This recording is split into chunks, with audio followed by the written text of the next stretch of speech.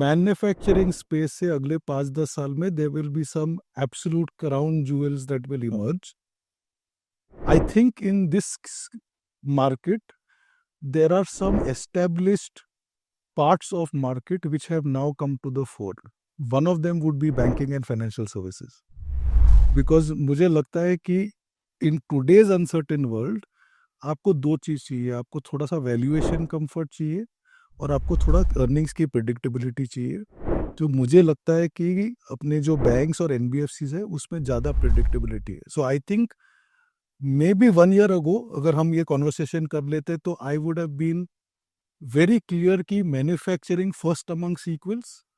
Today our view would be little different कि हमें लगता है, in fact we have gone on record कि इंडिया जैसा इकोनॉमी और मार्केट में sectoral view is probably injurious to health, because हर सेक्टर में कहीं ना कहीं किसी कंपनी का अपॉर्चुनिटी है, एंड सो टू से कि ये सेक्टर अच्छा है वो सेक्टर अच्छा नहीं है would be probably an error in judgement.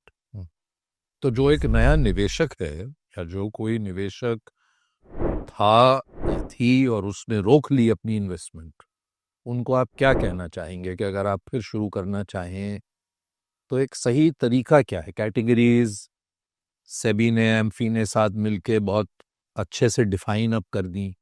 जैसे पहले हमारे टाइम हम तो रिपोर्ट करते थे डाइवर्सिफाइड फंड्स, हम कहते थे कि भाई शुरू करिए तो डाइवर्सिफाइड से करिए. अब वो नाम है ही नहीं, बट चेंज हो गया. फ्लेक्सी कैप हो गया, मल्टी कैप हो गया.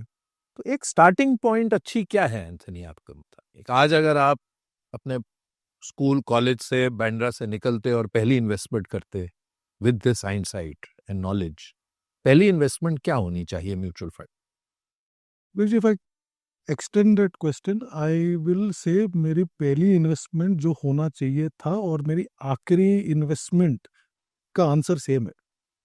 And in fact we are both I would say have spent a lot of years in the market. आपको याद होगा there was a very reputed fund house, global fund house that came to India probably मेरे हिसाब से 15 साल पहले. Big billboards पे एक ही एडवर्टीजमेंट थी, one fund that works like 5, right? And I am very convinced, and I said this before, कि investing successfully is frankly boring. तो beyond flexi cap, multi cap and multi asset, actually कोई investor को तीसरा चौथा या पांचवा fund category चाहिए ही नहीं.